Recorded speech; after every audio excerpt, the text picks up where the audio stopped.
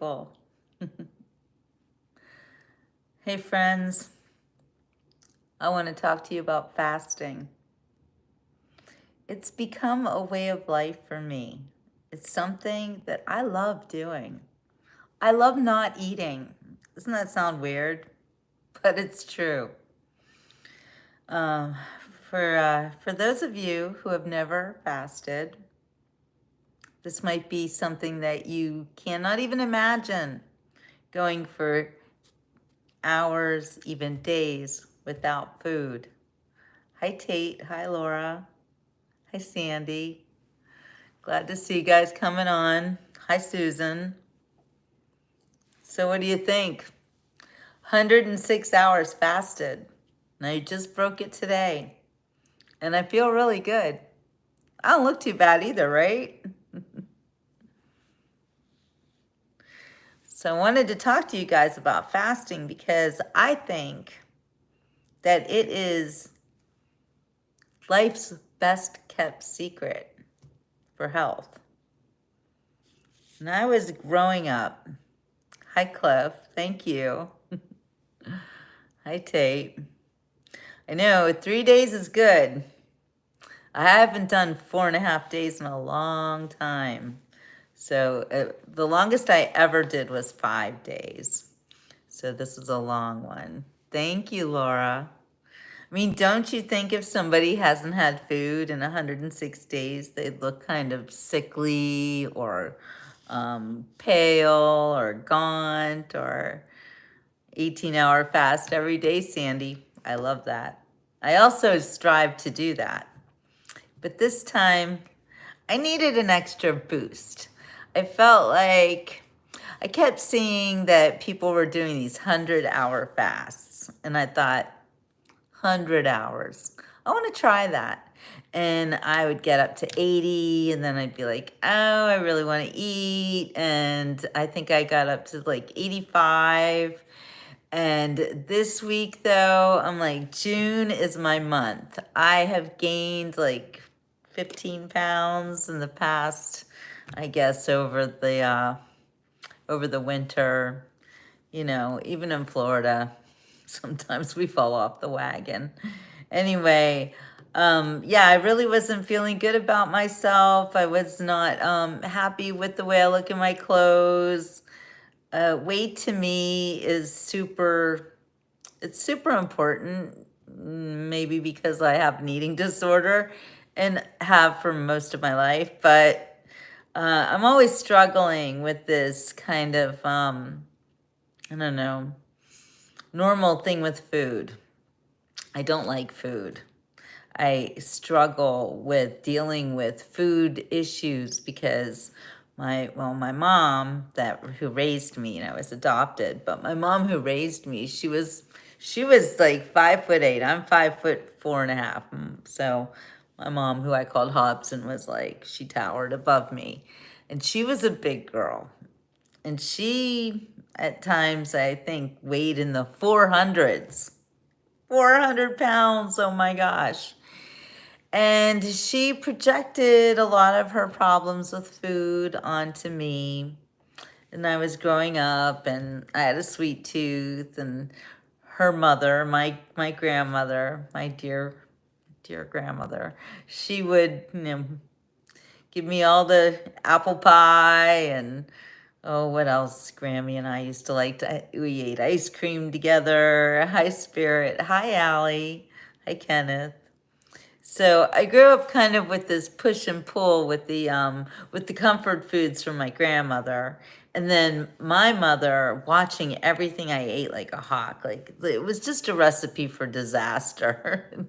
And I didn't do too well with it. And I got to the point where when I was a teenager, I became obsessed with losing weight. I read this book called The Best Little Girl in the World. Those of you growing up in this 70s and the 80s, you might remember this book, and it was about a girl who had anorexia nervosa. And when I read that book, I thought, you know, I looked at it like diet advice. I was like, thank you, Bear. I was like, this is a good way to lose weight, right? And I seriously, everything I I read in this book I did it, and it wasn't good. Thank you, Eddie. And I decided that, that I would lose weight that way by pretty much starving myself or, you know, purging. There's no nice way to say it. I did a real number on myself with my eating disorder as a teenager. I got very, very skinny, and my brother used to call me Cambodia. You know what?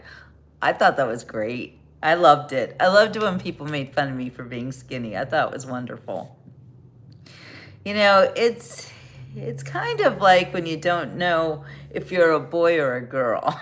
you know like you have this warped view of yourself in your mind. And I was, like 5'3", I was a teenager, and I weighed like 80 pounds. That's not a lot. So I was this little skinny thing thinking I was fat. And I wasn't obviously fat, but I believed that I was. I guess because I projected my mom's fears about weight onto myself. Anyway, this is all the backstory of my eating disorders. But I've got to the point where fasting, it gets me on track, and it's something that you have to practice. You should not just all of a sudden jump into a 48, 36-hour fast without practicing it a little bit before. So, yeah, Laura, a lot of us have this issue, but we don't talk about it very much because it's embarrassing, it just like you think it's about willpower, but you learn that it isn't really about willpower.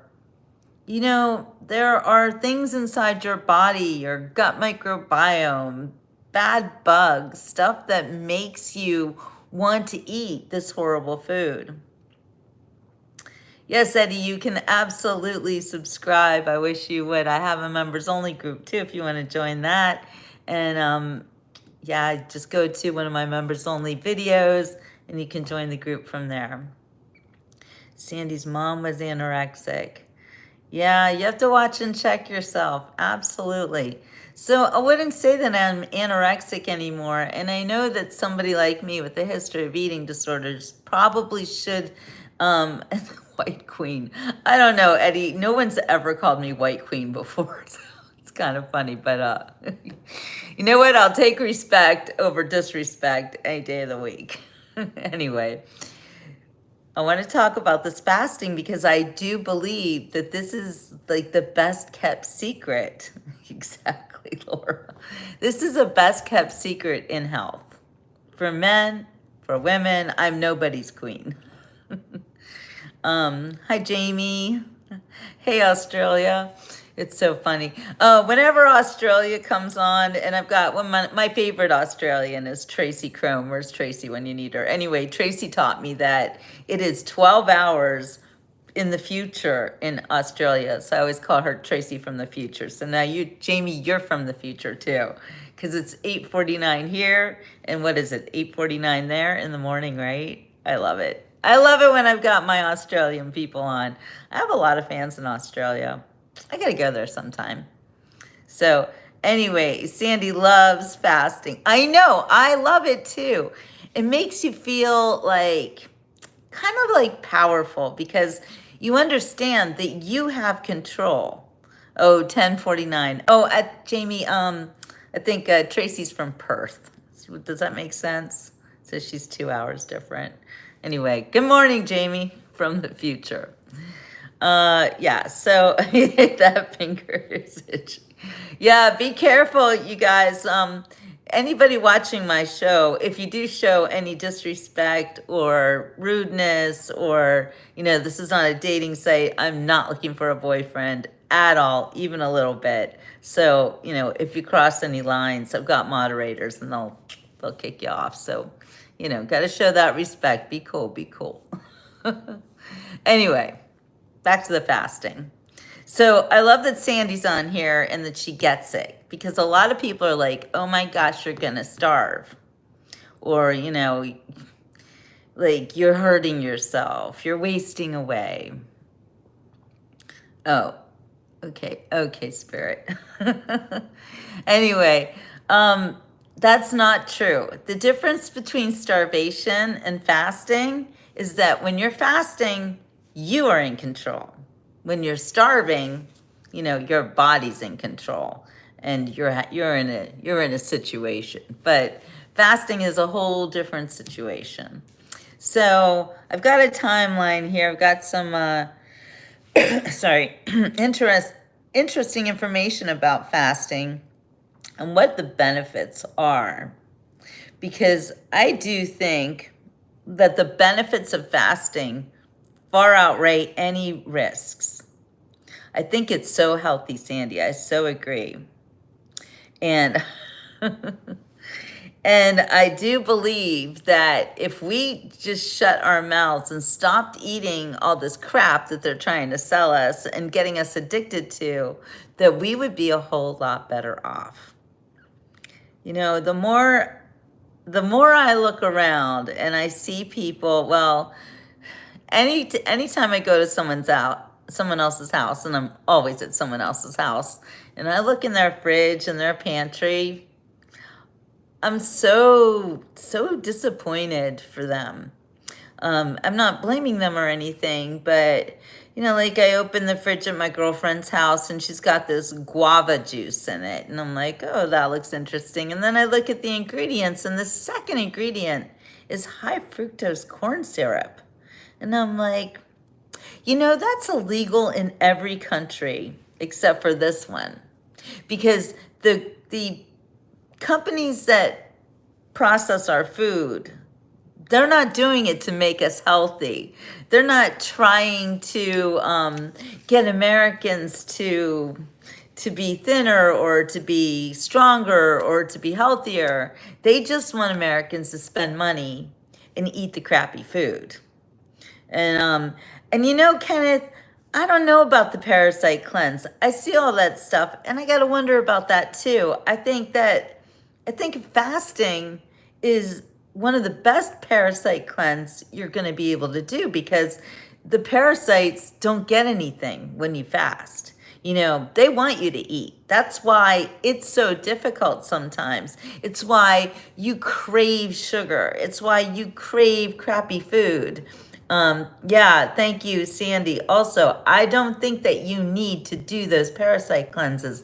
I think that's kind of a scam, to tell you the truth. I think what you need to do is to eat the food that good microbiome, that you can reset that in 3 days of fasting.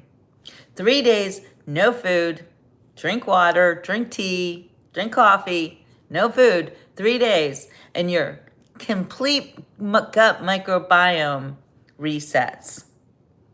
And that, I think, right there is a parasite cleanse as well, because that's what's in you. There's stuff in you. I love sushi. I'm sometimes afraid that, I've eaten sushi that might have some parasites in it or something. But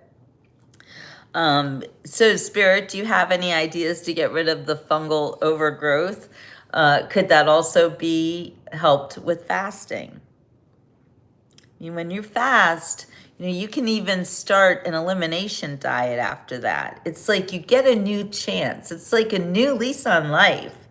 Let me read some more reasons why it's good to fast. Improved insulin sensitivity. This is big. This is huge. Fasting can improve the body's ability to utilize insulin, which is beneficial for managing blood sugar levels. And if you're diabetic, especially if you have type 2 diabetes, because type 2 diabetes is something that you got from eating the wrong kinds of food.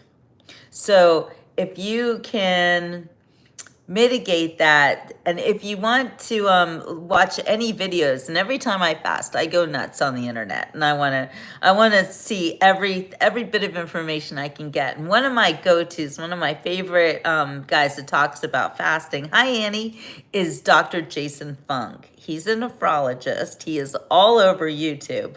Check him out, Dr. Jason Fung. He had a lot of his patients would have diabetes, and he help them get rid of it through fasting. Another one that I like is, wait, I was just watching him earlier. And this guy, wait, he's a doctor. Why can't I find it? Oh, I guess that video ended. Oh, there it is. Okay.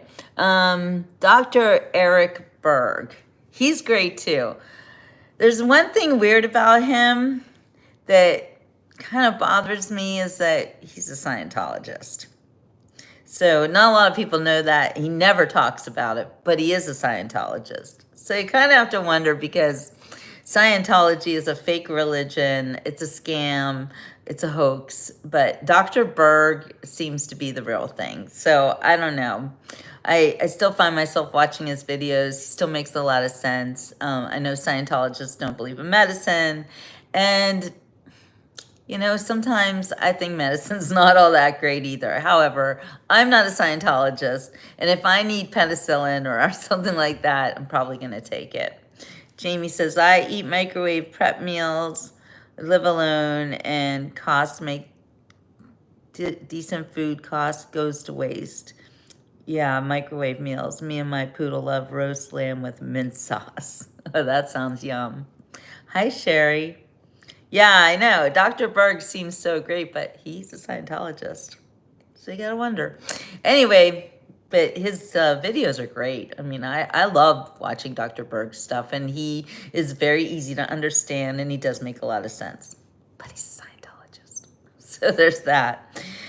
Let's see. So, yeah, if you are pre-diabetic or you have type 2 diabetes, you might want to check into intermittent fasting and get into a full-blown fast.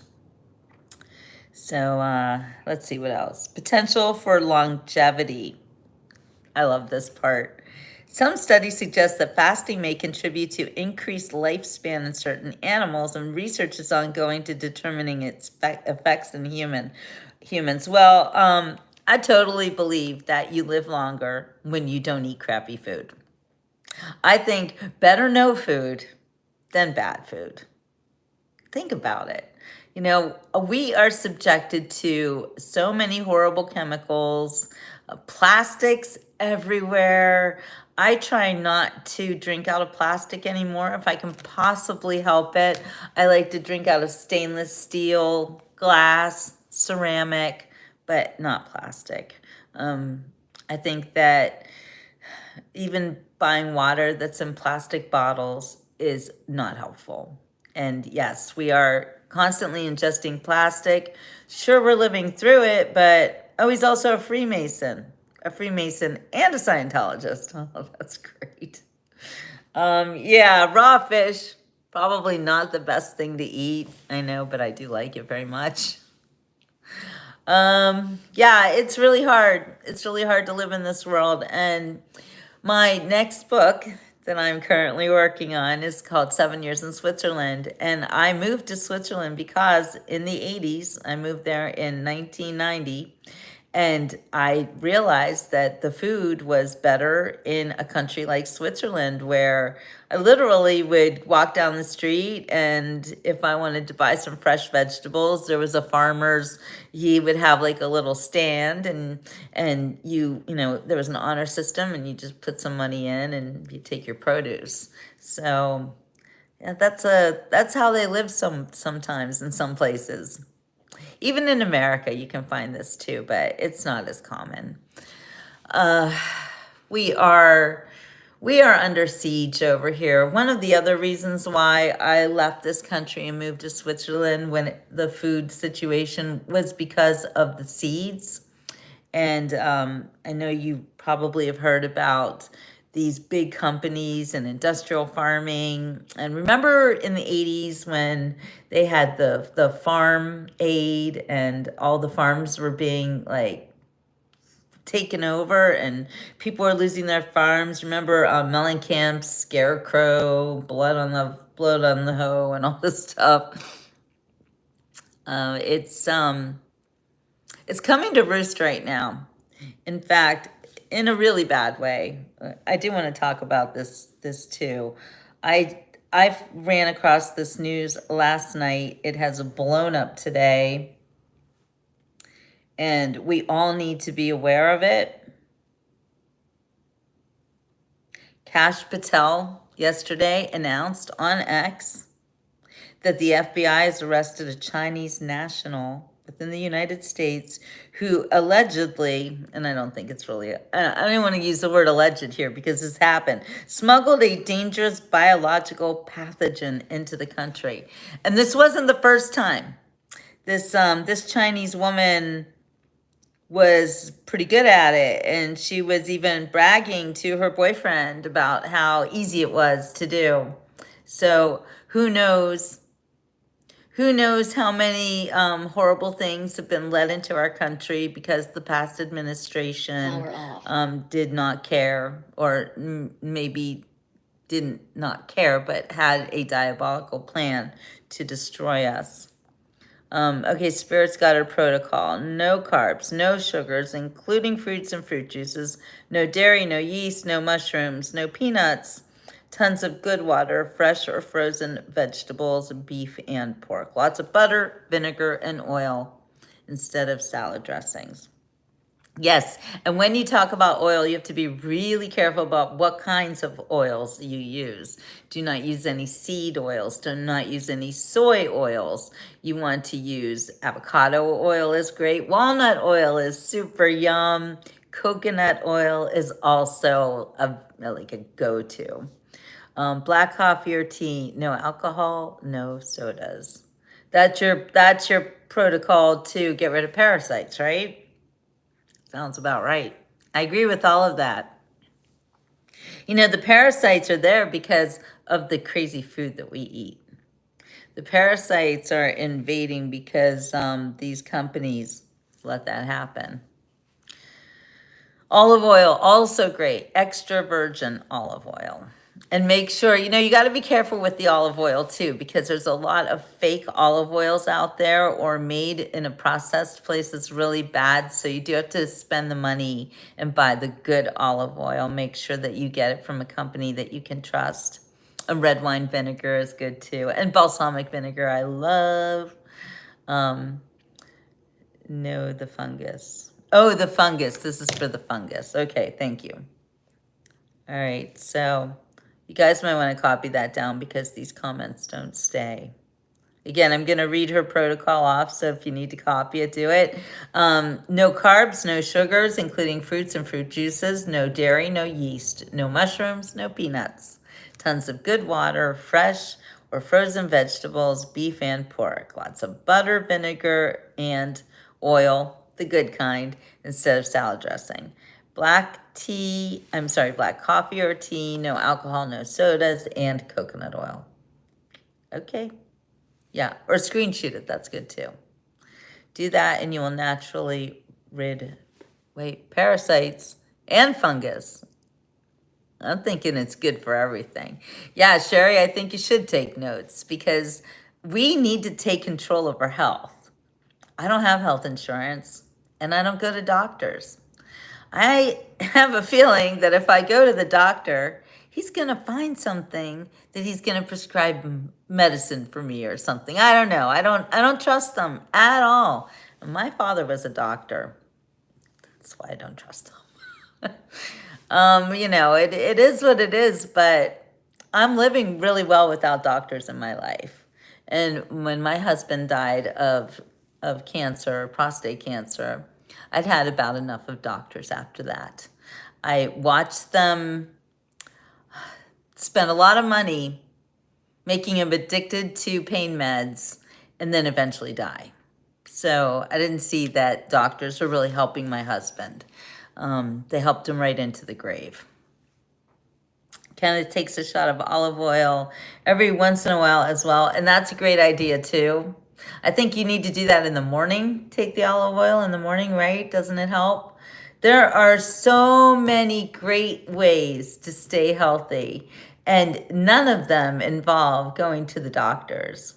Wormwood or black walnut, green husk, yes, those are also good for parasite cleanses. And people are taking the ivermectin. I know I'm not supposed to talk about it. I'm not supposed to say that it's anything good.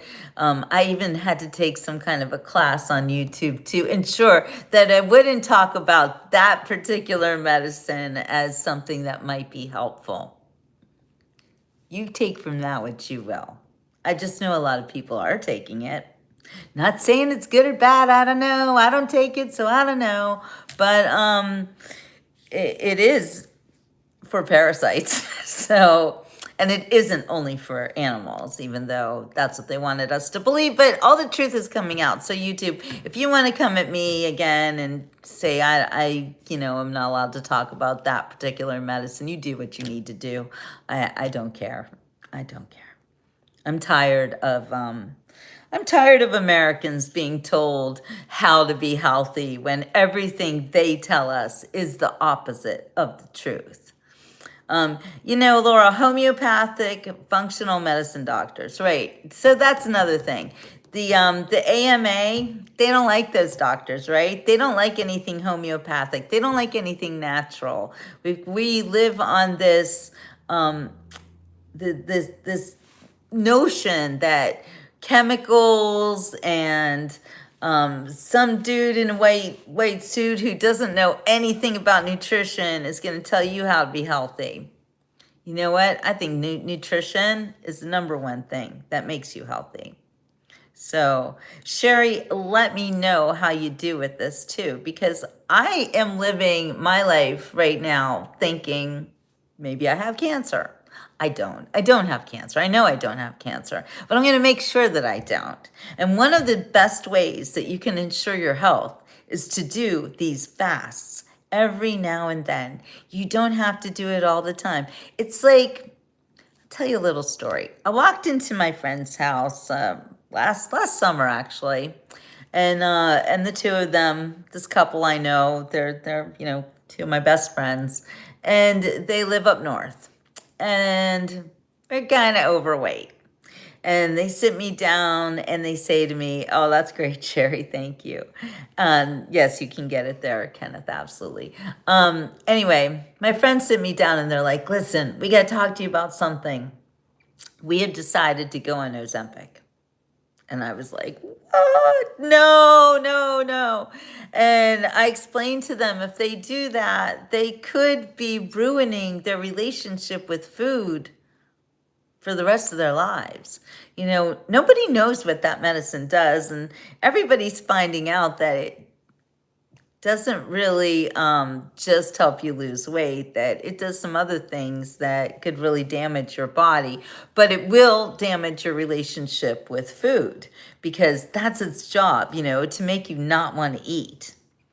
And you don't need to do that. You can do this for yourself and for free. And that's the other thing about fasting. They don't really talk about or realize, but you save a lot of money fasting.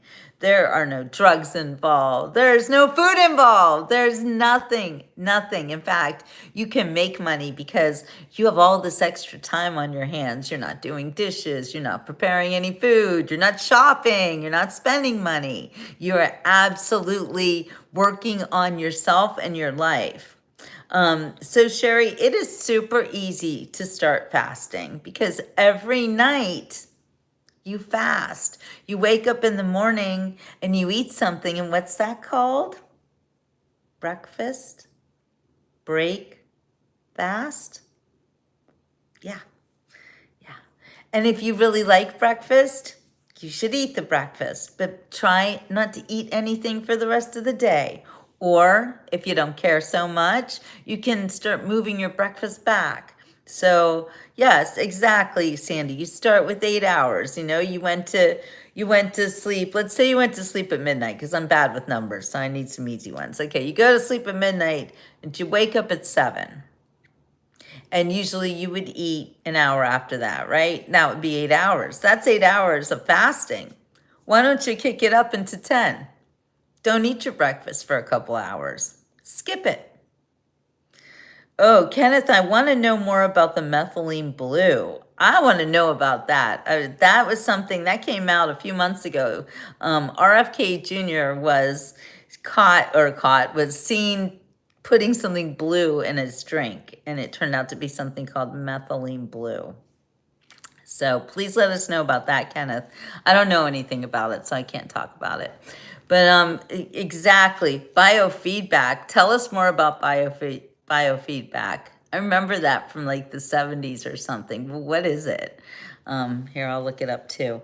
But anyway, Sherry, you just prolong the times that you don't eat. And sometimes, you know, you can go to sleep early. Say, I'm going to go to sleep at 9 o'clock tonight, you know, and really like getting good sleep is a big part of fasting. Laura got the methylene blue. It puts extra oxygen in your system. Okay. Okay, I'm going to try it too. Methylene blue is synthetic. Oh, Julie's got a good point there. I heard that too. I do not jump on the bandwagon of every health craze as it comes along. In fact, it took me a really long time to really embrace not so much the fasting, but also the keto diet, which is another thing that is super helpful because you want your body to be able to switch from using fat as energy or using carbs as energy. Research methylene blue. Yes, we all have to research it. I agree, Julie. Sandy says, I don't eat after 6 and I don't eat until noon.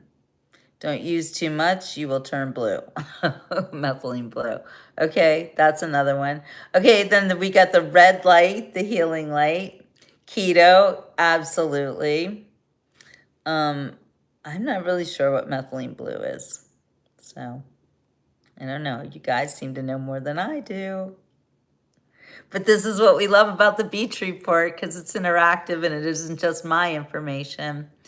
It gives me energy and helps with clarity and focus.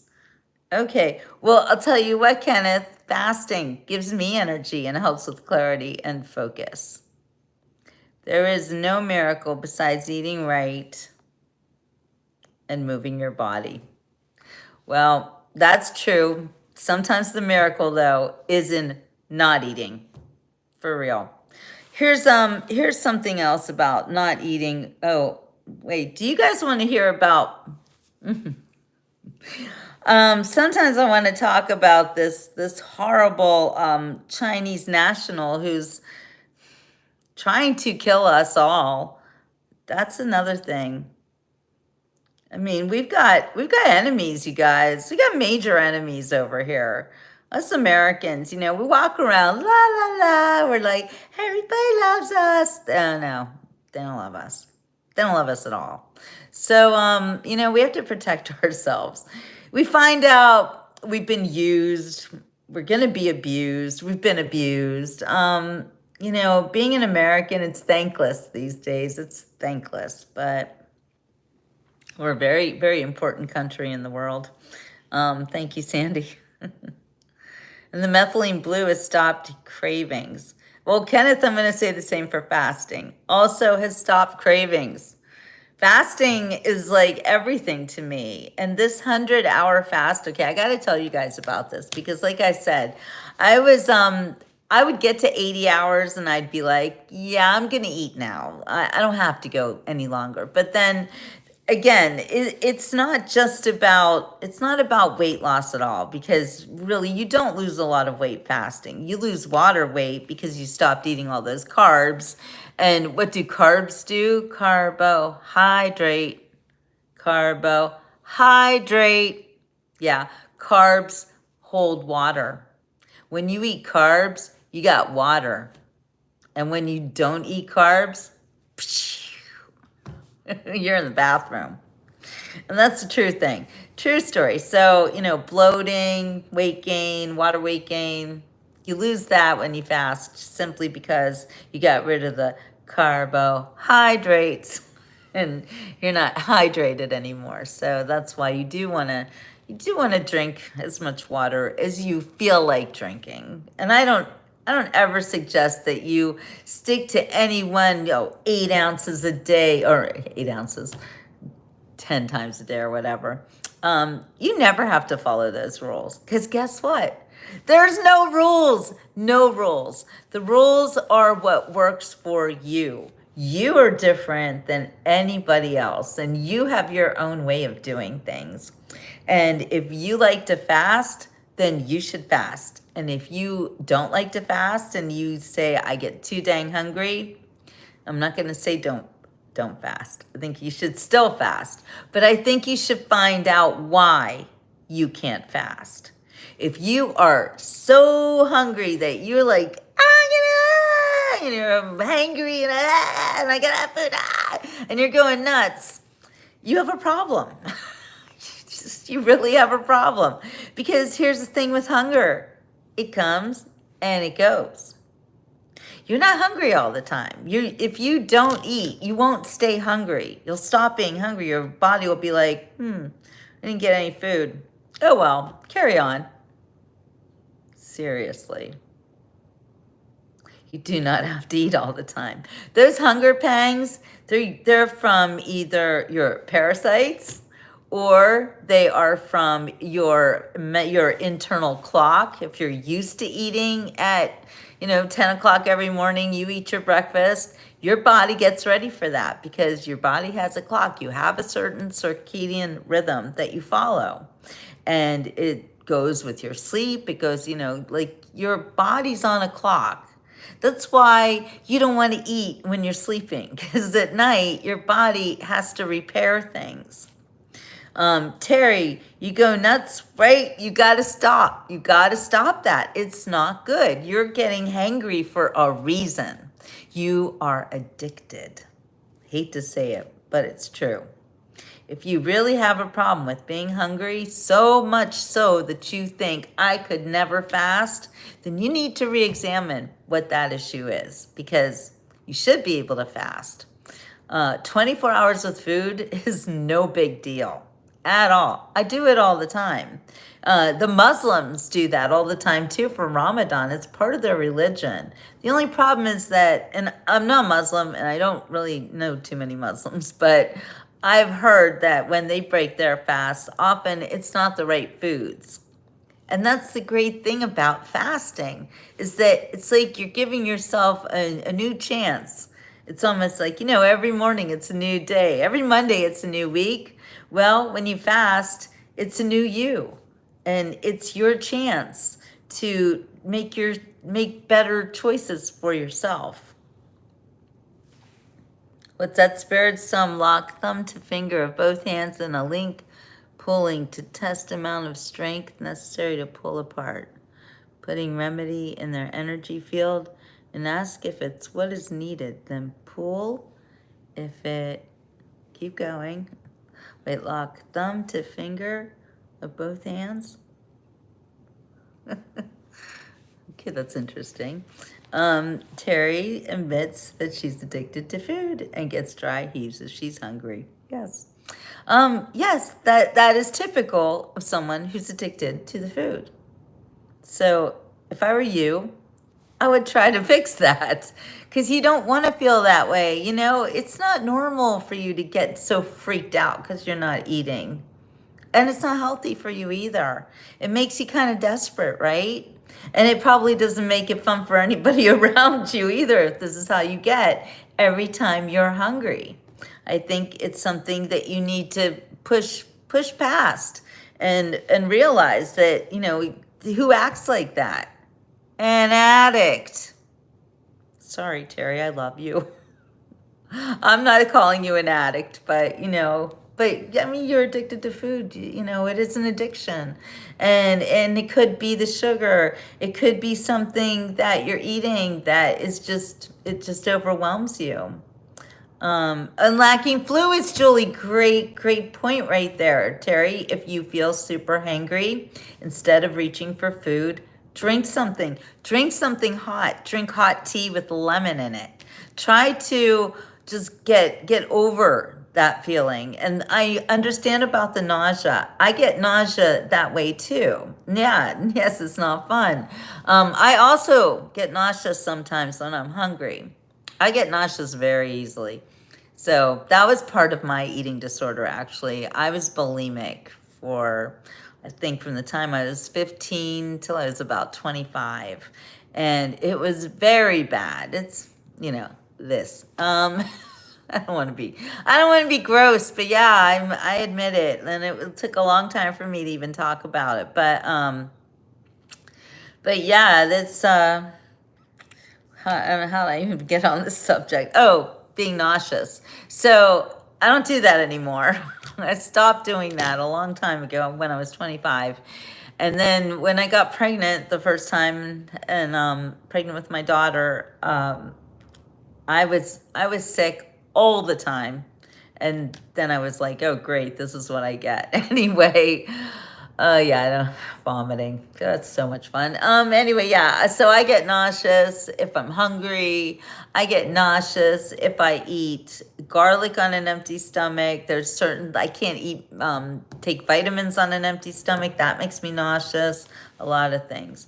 Okay, Terry, so are you diabetic number 1 or number 2? Try to stay away from too many carbs and no sugar. Well, because you're diabetic and you don't eat sugar, then we know you're not addicted to sugar. But there is something that is making you feel this way. So if I were you, I would try to kind of do the diet elimination where, like we're pointing out, instead of eating when you feel super hungry, you drink something hot, drink a tea, or try to drink something cold, like whatever. Like you've got to, try different things. It's your body. You're the master of it, so you have to figure it out. Hot tea, honey and lemon. The honey will satisfy your sugar craving. There's even hot tea. Donna gave me some hot tea that has honey in it. It says honey flavoring or something. I don't know. Okay, Terry, diabetic number 2, fasting will help you. If you're number 1, it won't. But number 2, that was brought on by your food addiction. So I would suggest that you watch those Jason Fung videos. Check him out. He knows a lot about it. He's really knowledgeable. He wrote a couple books about it. They're great too. I have them. But yeah, you definitely want to check out Jason Fung because you got to stop being diabetic. And you can. And fasting really can help you. So I think check back. And if you want to fast with help with somebody, I'll do it. Only not this week. I did it already. But I can start again next week. Magnesium, yes. And so that's something I did new. Now I want to talk about my 106-hour fast, because I am always super curious about people who fast that long, and now I've done it, so I want to tell you guys the different things that I did to get through it. Okay, day number 1 was really hard, and I had the hangry feelings and the nausea and everything, and I did push through it. And there are sometimes little hacks that you can do to help you when you're getting through the first 48 hours of a fast. And, yes, you're fasted and you might need to break the fast, but just with something like a little bit of butter in your coffee. Or I actually ate some sunflower and pepitas. Pepitas are the pumpkin seeds, the insides of the pumpkin seeds, which, by the way, they're really good against parasites. Parasites die when you eat pumpkin seeds. And pineapple, I heard too. But pineapple has a lot of sugar in it. So I like pumpkin seeds. So anyway, that first day, I think that first 24 hours, or maybe like after 24 hours, I did have a handful of pumpkin seeds. I forgot that I did that. And that like stopped every hunger, craving, everything. Hey, Atwiz. And I felt so good after I ate that. I didn't have to eat anything more. Bacon wrapped lobster, deep fried in pig grease while wearing polyester. Okay. I would eat bacon wrapped lobster though. That sounds really good. Anyway, yeah, the handful of pumpkin seeds and sunflower seeds, that really did the trick, and I felt a lot better. So then I didn't eat anything again for, I made it through the 24 hours and the second day and the third day, and I felt fine, and I was not hungry at all. I was doing a lot of traveling. I was driving across Florida, and so I kept myself busy, and it really didn't bother me at all. And then I wanted to go through that 100 hours. Then I hit my 80 hour where I'm like, oh, I really kind of want to eat now, but I really want to do the 100 hours. And I wasn't that hungry. Oh, another thing that I do is I take Celtic salt, CELTIC. There's like 5 different kinds of salt. So get every one of them. But there's Celtic, there's kosher, there's Himalayan, there's the regular iodized salt with the girl with the umbrella. And there's another one, sea salt. So get all the different salts, and I just put them on a plate, and I just stick my finger in a little bit of salt, and I might drink some tea with that. And you don't have to take magnesium inside. You can also get a magnesium oil, by the way, Terry, that I really like. I have some of that. Cloves in your coffee. Yes, and cloves kill parasite. Yes, Julie, that's true. Just don't take too many cloves. You can't overdo it with the cloves. Cloves are also great if you have a toothache. They do really help. Yeah, well, I didn't say you should take iodized salt, Julia. I'm just saying that that's one of the kinds of salt. And good that you pointed that out. It's the lesser salt. Nobody wants the iodized salt. Although you do need iodine. That's another thing. There's something about iodine. Spirit says, when I started the fungus reduction, I was just over 200 pounds. Wait, what? No way. In first week, had noticeable improvement in vision as well as many other aspects, and was 128 pounds at 9-month mark. I was knocking on death's door. Spirit, and I know Spirit in real life, and I can't believe I did not know that you weighed over 200 pounds. Wow, congratulations. That's what I love to see. People taking control of their health. When that pandemic hit, and they told everyone stay inside and don't go out and don't exercise, and when you do, wear a face diaper and all that crap, is the biggest load of crap I ever saw in my life. And I said it. I told everybody, and I'm still alive. So, Spirit says I actually ate 4 to 6 times a day. Wow. But then you stop at one point. Yep, Donna gained 97 pounds from the wrong medication. I can't even imagine you as a big fat person. That's true. If you have no thyroid, you can't take iodine. I think iodine is something you got to research. Again, everything is so particular to you. You can do things maybe I can't do. I can do things maybe you can't do. I have a different, I don't have diabetes, so I think that my insulin resistance is pretty good because of all my intermittent fasting. So I don't think that I will ever get diabetes, but I really like sugar, and I don't eat it anymore. Oh, sometimes I do. Every now and then I'll be like, I'll just go blow up and be crazy. I think that's part of my eating disorder. I don't know. Anyway, let's talk about the 106-hour fast. So I get to, like I said, I get to this 80-hour mark, and I'm like, ooh, woo, can I do it? Can I do it? And then I'm like, yes, you can do it, because I got really busy, and I had to drive in a rainstorm. You definitely can't eat when you're driving in a rainstorm. Came back, just go to bed, just shut up and go to bed. Like, when in doubt, go to bed. Put yourself to bed. Like, I'm like a little kid who won't go to bed, and it's a problem for me. So I'm always like, just go the hell to bed. So I go to bed, and you wake up in the morning and you have a whole different attitude. So I was able to do my last day of fasting because of that, because I kept myself busy and I went to bed early. Second I got back in the house from that drive, I just like went to bed, woke up the next day and was like, I can do this. And I did. I did go shopping. You guys saw me shopping yesterday. I like to break my fast with a bone broth. Bone broth has lots of protein in it, 0 carbs. It's super good for you.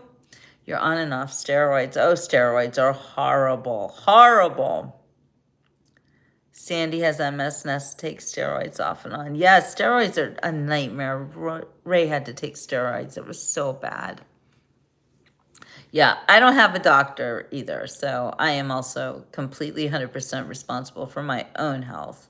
Yeah, Terry, sleep when you're hungry. I know, you're saying you can't do that, but that's because you have an addiction and you have a problem, and you can do it.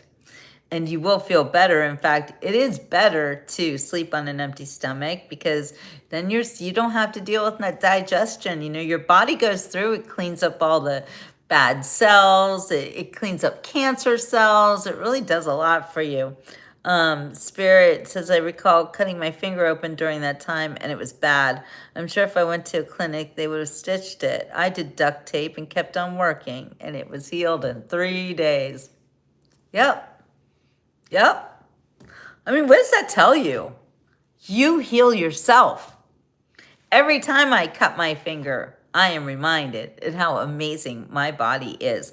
I diced off the tip of this finger, shredding lettuce or something, and it was bad. It was like a whole piece. I was like, what?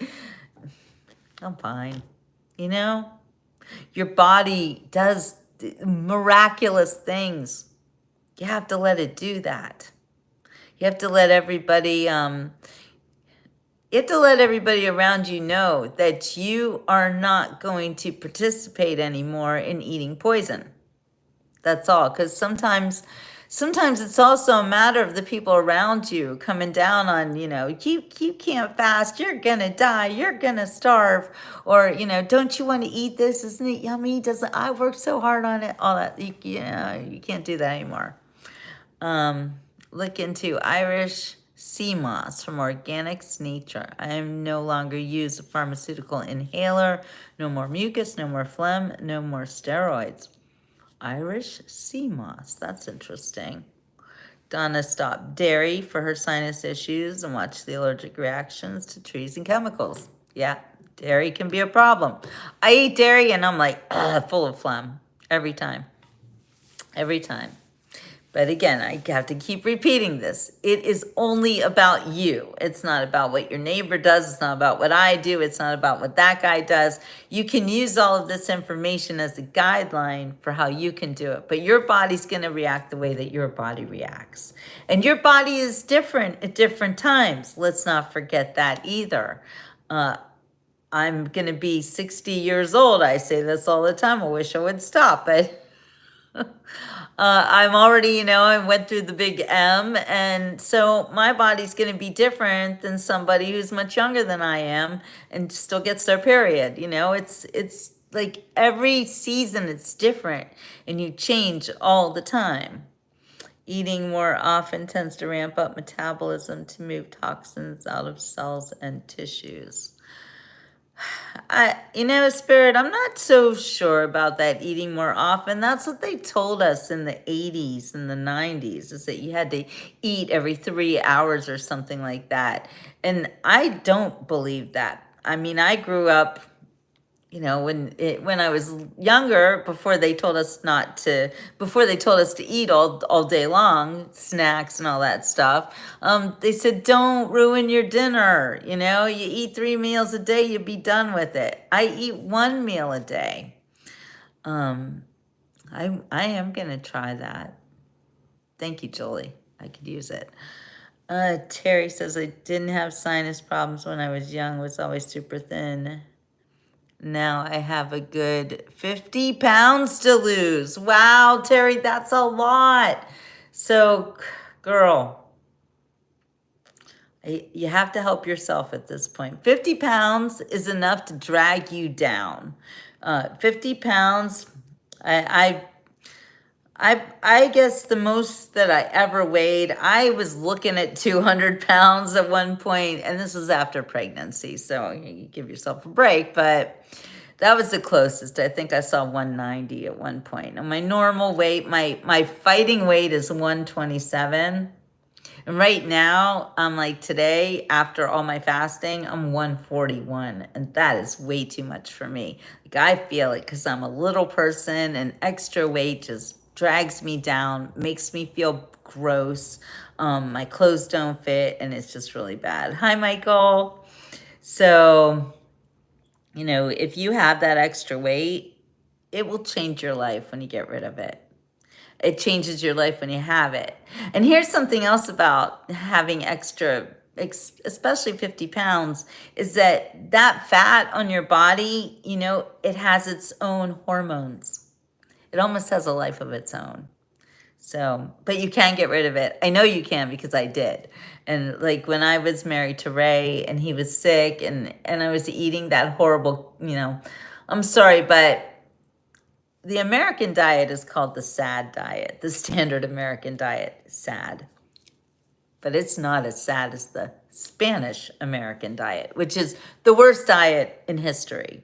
Those people are mainlining sugar from morning to night. I know, that's what my husband did, and I was kind of doing it too, and I gained a good 35 pounds like that. And when he died, the weight just fell off. So, you can what does that tell you? Anyway, magnesium, great for heart health, blood pressure regulation, muscle tissue. Okay, so that's great point, Spirit and Donna. Magnesium. I also found out that bananas are really good for magnesium, and so is cantaloupe. So that's why when I broke my fast today, first I bought chicken bone broth. I had to buy it from the store because I couldn't make it myself. But then I bought the bones.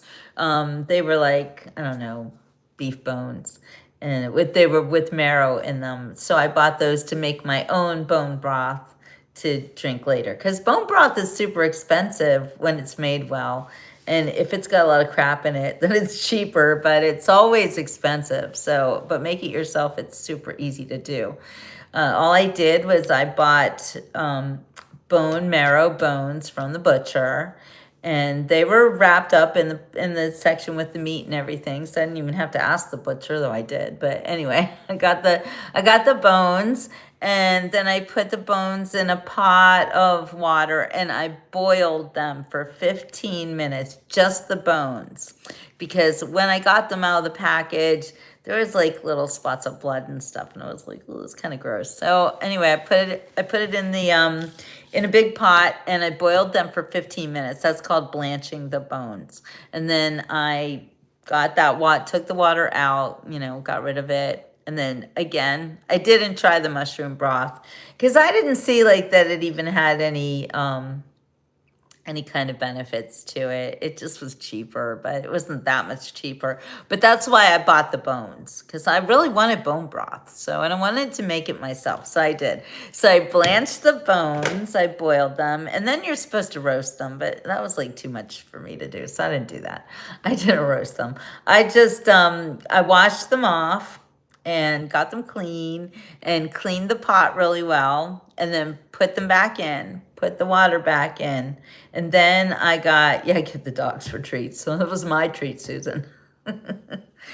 And then I put in, oh gosh, I had a bunch of vegetables like hanging around. So I just threw in some broccoli, some cauliflower, half of a thing of garlic, like I broke open all the garlics, just threw garlic in there.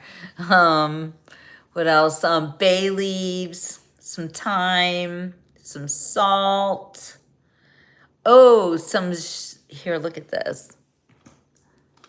This cinnamon. This is super good. And Terry, you need to get this Ceylon cinnamon. This is really, really good for your blood sugar.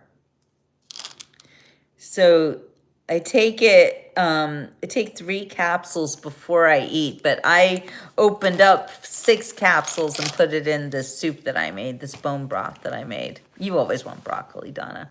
I love broccoli. So, why did the blood bother me? Because it was blood. And then I was reading too that, it could be like, I don't know, it's just not good to want to eat like fresh blood. No. But you're supposed to blanch the bones. I mean, that's like, I think it's even a sanitary thing. Not sure, but I wasn't taking any chances. So yeah, so Ceylon cinnamon absolutely is the best. And yes, you can get sticks. I bought it in, this is Nature's Nutrition. These are in the capsules, so they're super easy to take. Oh, here. Ceylon cinnamon. I know it's backwards. Jamie's in the house. Jamie wants bananas. Yes, we have no bananas. We have no bananas today. Anyway, no, we do have bananas. I have 2 more bananas. So yeah, I cut up a banana. Now, I cannot eat a banana, just like take a banana and just eat it. It will make me vomit every time. Something about bananas. I just can't do it. But if I cut up a banana and I put it with other foods, then I love bananas. And that's the only way that I can eat bananas. I know the blood was there. I cooked it out, spirit. I don't want to see no stinking blood. Anyway, wait, back to my bone broth. So I make the other thing about the bone broth is that you also want to put apple cider vinegar in the bone broth, and that helps so it doesn't get all like the collagen and stuff. It gets like super like jelly, like a gel. I don't know. Anyway, okay, stop, Donna. Banana fudge and ice cream. Yes, clove powder also good for parasites. Super true. So, yeah. Okay, did you write this all down, Terry, for the bone broth? But make sure you do put apple cider vinegar in it. It helps to, I think, release the collagen more, so it's better for your skin. I don't know. I hope. I hope. Hi, Danny. Guten Morgen. 4:00 in the morning in Deutschland. Well, I'm glad you're here. I'm glad you woke up from a show, girlfriend. Yeah, the collagen. The collagen. Okay, so that's another thing about fasting too, is autophagy.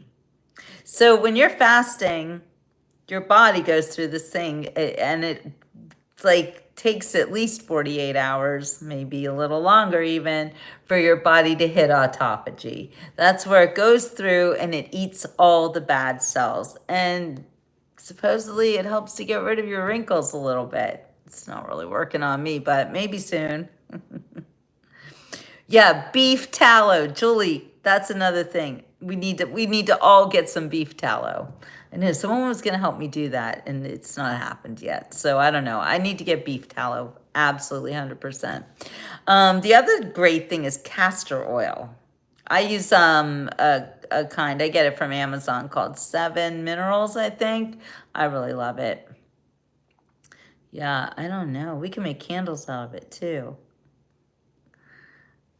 Okay. Oh, Terry, don't buy it. Make it. Like, why spend all that money? The only really kind of good Oh, okay. So here's the thing, though. At that store I went to yesterday, that seed to table store, and you saw me looking at the bone broths and how expensive they were. And the kettle and fire bone broth was the most expensive, but it was the most organic with the least ingredients in it. So then when I went over to where the meat was and the butcher stuff, they actually had bone broth, and it was made by them, and it looked like same thing like the kettle and fire, but it was homemade, and it was a lot cheaper. So it was like $6 or $7 instead of 12, you know? Yeah, you need castor oil. Definitely need castor oil. I lather it on. I lay in the sun with castor oil all over me, in my belly button. Yeah, I did that. So yes, I drank water. I did not take any vitamins, Danny. No, no to the vitamins. I drank water with lemon in it. Lemon is, vitamin C right there. Lemon is so good for you. But yeah, Sherry, kettle and fire. If you're gonna get it and you don't care about how much it costs, then get the kettle and fire if you don't want to make it yourself, because it is the best kind. Um, Yeah, I will do that. Yeah, take screenshots, guys. Yeah, that works. Yeah, now see, Donna's got a good point. She's a vegan, and so she's not going to be doing bone broth anytime soon, for sure. Hi, Annie, you're back. She had to have devotion time with her family. I love that. Oh, tomorrow with the dentist. I just had my teeth cleaned. What do you think? She did a good job. Um, Castor oil is what I use to rid the chickens of ticks and fleas. Wow, I didn't know that. That's interesting. Castor oil, what? Castor oil is so sticky and thick. Well, thank you, Annie. Thank you very much. Okay, so back to my breaking my fast, okay? You got the bone broth down. They have vegan broth. How could it be vegan? Bones are bones. That doesn't make any sense, Tate, but I believe you. Yeah. Yes, you're right. Castor oil is good, but the castor oil I buy says you shouldn't take it internally. And then there's castor oil that you actually take for constipation. So go figure. I've never taken internal castor oil before. So bone broth is where you take bones, chicken bones, beef bones, lamb bones, whatever, and all you do is boil them in water and turn it into a soup. That way you get the collagen from the bones. It's very, very good for you. It's a lot of protein too, and it's really tasty.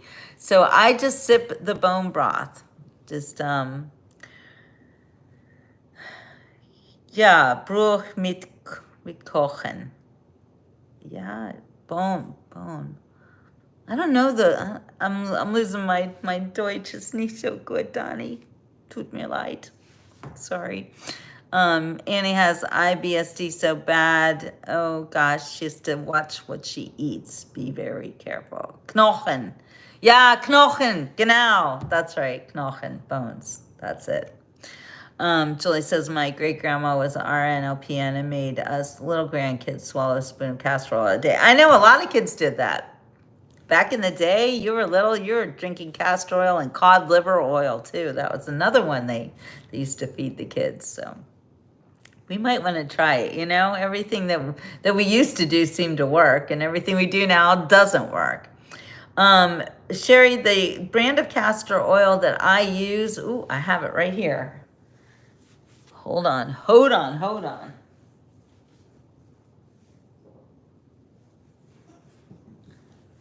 So I buy this from Amazon. Wait, I'll turn the camera around for you to see it. Hold on.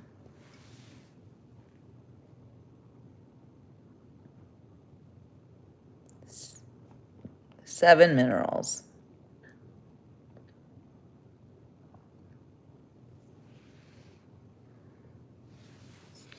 I like it a lot.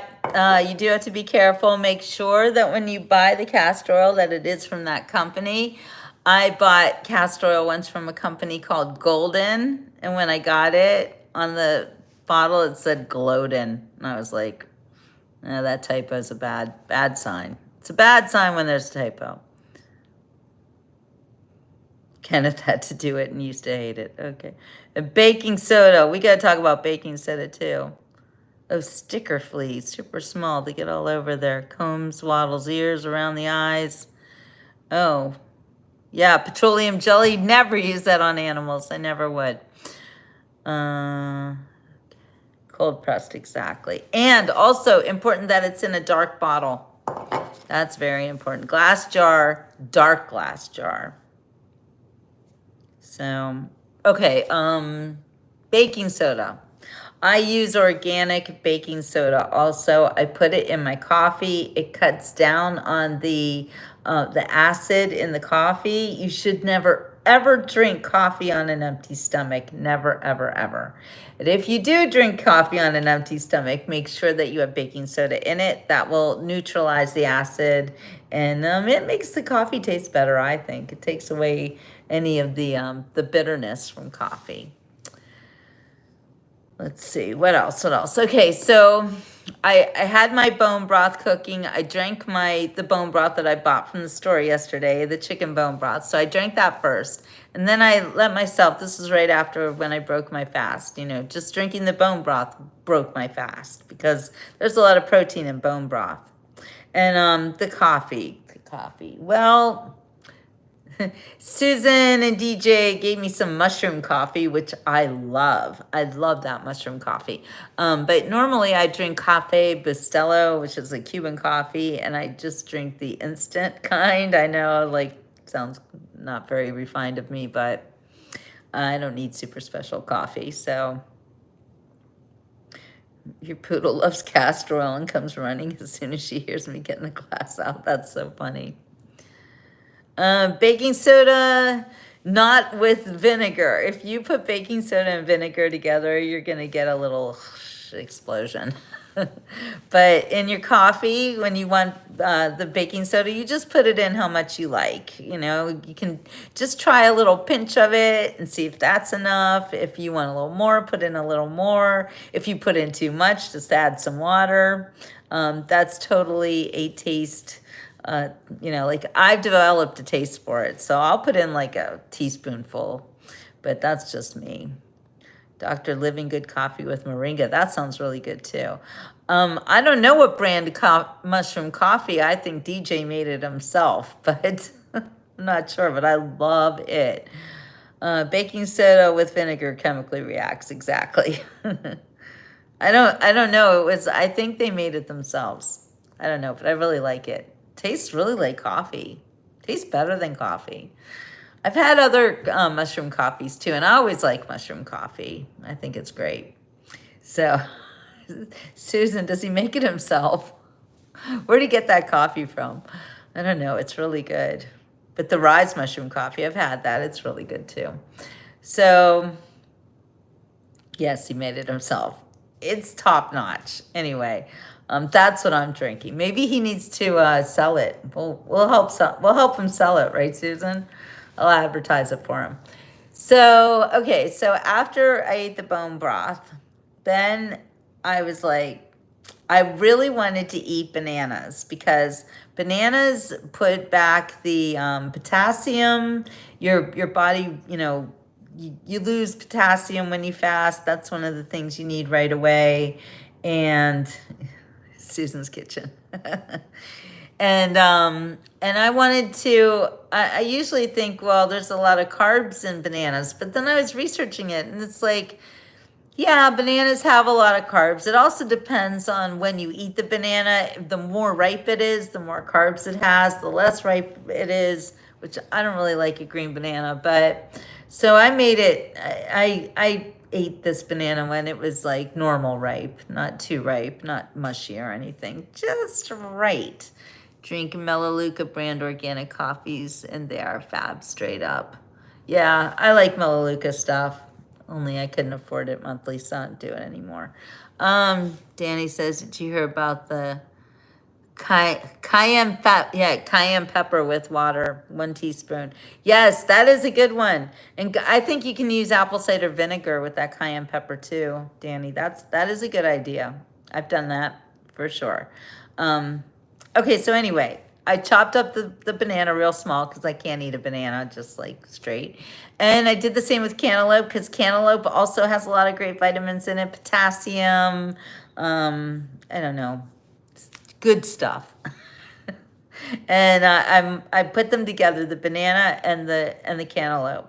I made 3 eggs that I fried in butter, and I put that on top. Oh, wait. Oh, I bought organic cottage cheese from that seed to table store that looked really good. And so I put that, I mixed that in with the fruit because I love fruit and cottage cheese. And you can use yogurt or anything, just so long as it is organic and there's no sugar added and it has lots of protein. Because that's what you want. You want protein. It's very important to get enough protein. Best beef is their sister. Oh, I heard about Riverbend Ranch. Is it good, Julie? Have you been getting that meat? That looks good. Anyway, so I mixed up the fruit and the cottage cheese, and then I put 3 eggs on top of it. I took a picture of it for Facebook. It looks disgusting, but it was so delicious. It really was. The eggs, and the cottage cheese and the fruit just all went together. And it was a very smart thing to break a fast with because it's a lot of protein, but a lot of vitamins. So if you're going to eat fruit when you break a fast, you have to pair it with protein. It's important. And also healthy fats. So that's why I made the eggs in butter. And yeah, it was great. So that's what I ate. I took that picture and people were like, that's gross. But I felt good, and I haven't, I felt really satisfied with that. Then I splurged a little bit. If you guys saw me shopping yesterday, and I saw coconut macaroons, and I was like, yum. And coconut is so good for you. Coconut's really satiating. It has the good fat in it. It fills you up. So I had 1 coconut macaroon, and thank God those macaroons were individually wrapped. So that's always really helpful too. If you're going to buy cookies or anything, get them so they're individually wrapped in a way that you're not going to okay, sure. Well, then go for yogurt. You don't have to do cottage cheese. You can always do yogurt. Same thing. You break your fast with an apple and Gemüsebrühe. What is that? Gemüse. That's like herbal tea, an apple, and herbal tea, I think. So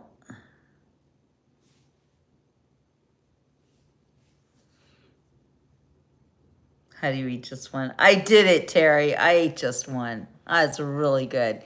And that's the other thing, Terry, the reason I could eat just one was because I just fasted for 106 hours.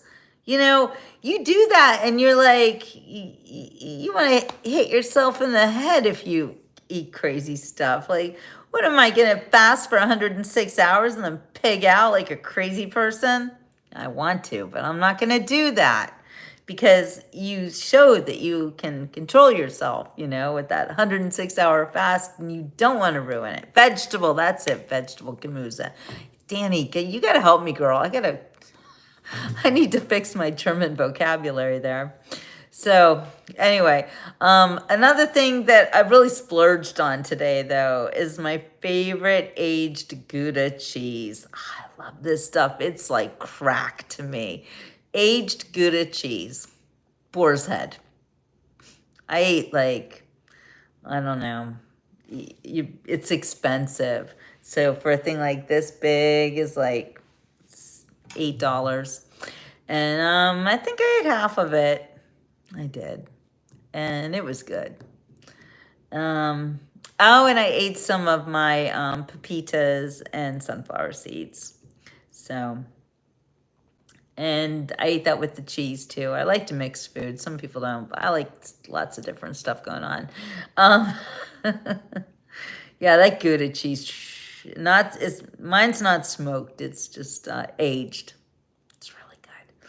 So anyway, yeah, that's what I ate today, and I stopped eating at about maybe 3 o'clock in the afternoon.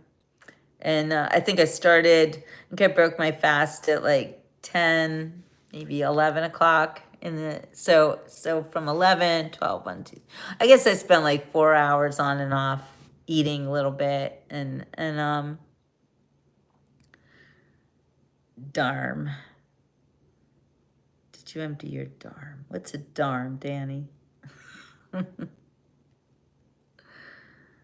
Oh my gosh, so you can make your own cheese. That would be amazing. Amazing. But okay, so after that fruit and the cheese and everything, yeah, I felt a little bit like exhausted and I just wanted to go lay down. So I had to take a nap. Not before I had to go to the bathroom though, because that's the thing with bananas and maybe cantaloupe. And it's not a bad thing, you know. You, just saying. We don't have to talk about it, but you get the idea. Anyway, it was good though. It was good. I felt good. I wasn't sick, you know. It's just that when you haven't eaten for 106 hours, things will go through you pretty fast. So, oh, sour sop. I've never tried sour sop, Laura, but I heard about it. And I heard it's really good against cancer. Time is to go. Oh, poo-poo. Okay. I don't remember calling it that. I don't know. Again, I'm losing my German words, Danny. I need help. But yeah, I mean, I'm fine with all of that. Anyway, I took a nap and I felt so much better when I woke up. And then I worked on my bone broth that I took all the vegetables out. They looked gross. They were overcooked, you know. Oh, by the way, the bone broth has to cook on the stove for at least 12 hours. Sour sop is a fruit, Terry. It's, I don't know where it's from, but it's kind of crazy looking. I'll find a picture of it for you. So,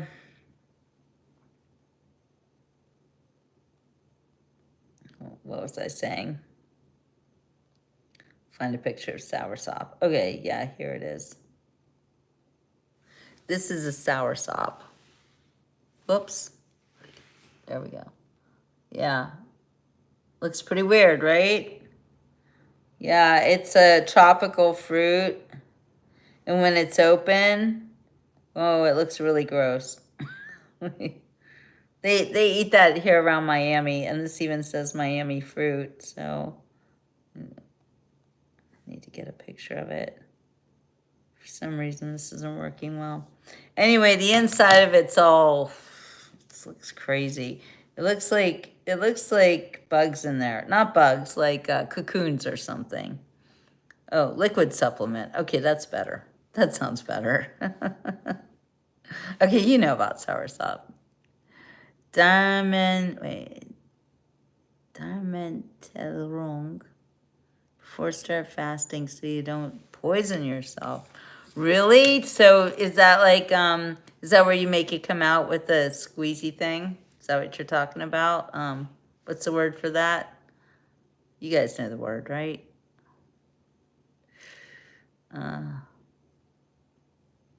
Enema. Enema. Yeah, I did not do that. I have in the past, though, but I didn't do it for this time. But it's not a bad idea, Danny. It is a good idea. So anyway, yeah, yes, exactly. So anyway, I took my nap and then I started working on my soup when I woke up. I took all the bones out. I threw all the vegetables away because, like I said, they were just that I put so much garlic in, and it was like everywhere, which wasn't bad. I love garlic. It didn't taste like anything though. Like I said, everything was just kind of overcooked and mushy. So I took it all out and separated it from the soup itself, from the bone broth, and so I've been sipping on that, and then I stopped all nutrition, bone broth, everything before 7 p.m. And I'm going to go to bed soon, and I'm not going to eat anything till tomorrow. And I will wake up and have some more bone broth. And that's my plan. So anyway, that's my 106-hour fast. It was so easy to do. It felt great. I feel great.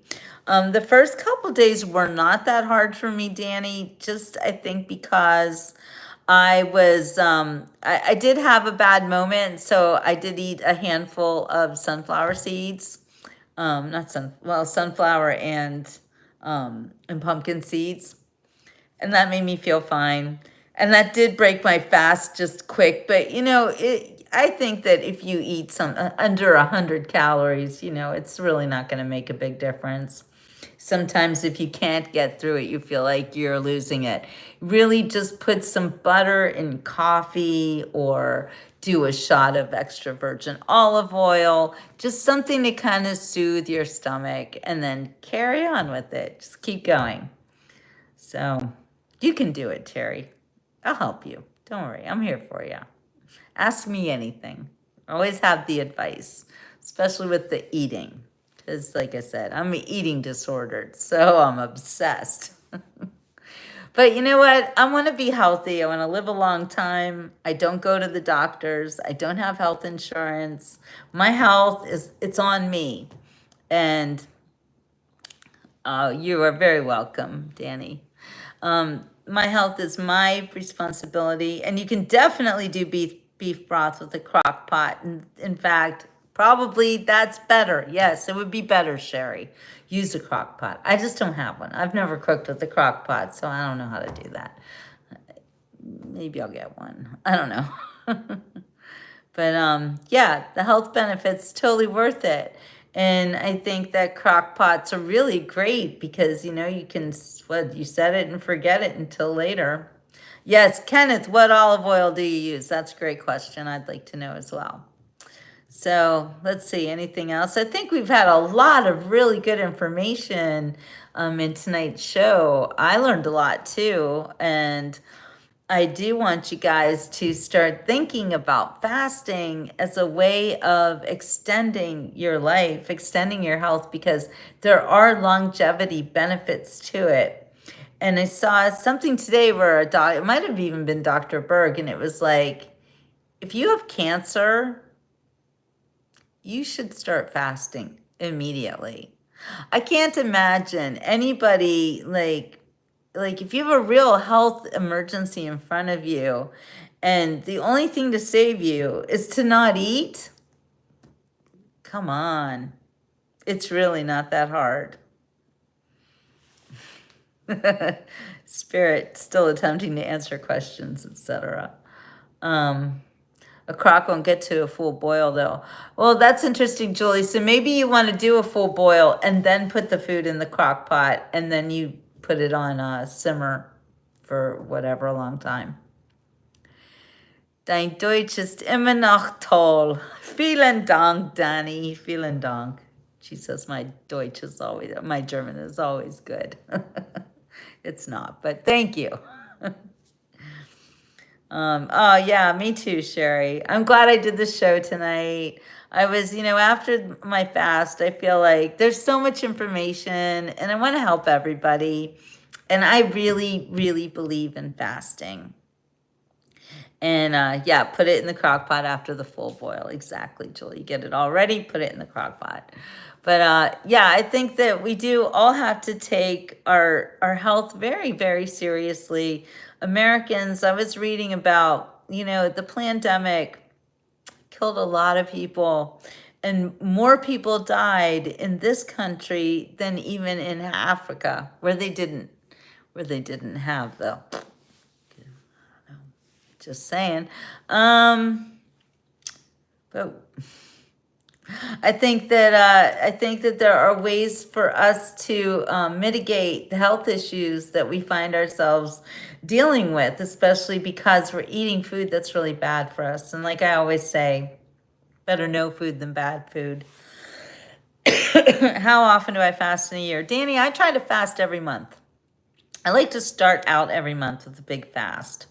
It seems to, give me a reset.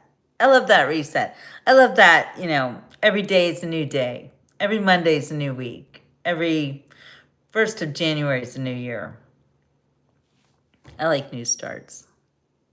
All right, you guys. Well, I'm going to go try to get my good sleep. I do try to get to sleep before midnight, the latest lately. It also really does help with your weight and with your well-being. Like I said, your body has a circadian rhythm and it has to go through a process every night to clean things out, fix things up. So get good sleep. I'm going to do that now. All right, you guys. April 1st is the new year. Well, okay. Well, June 1st is the hurricane season. So there's that. And it's been raining ever since. All right, you guys. Love you all. Hope you have a wonderful rest of your evening. Get some good sleep. We'll see you tomorrow on the Beach Report. Good to Nacht. Nighty night. Ciao for now.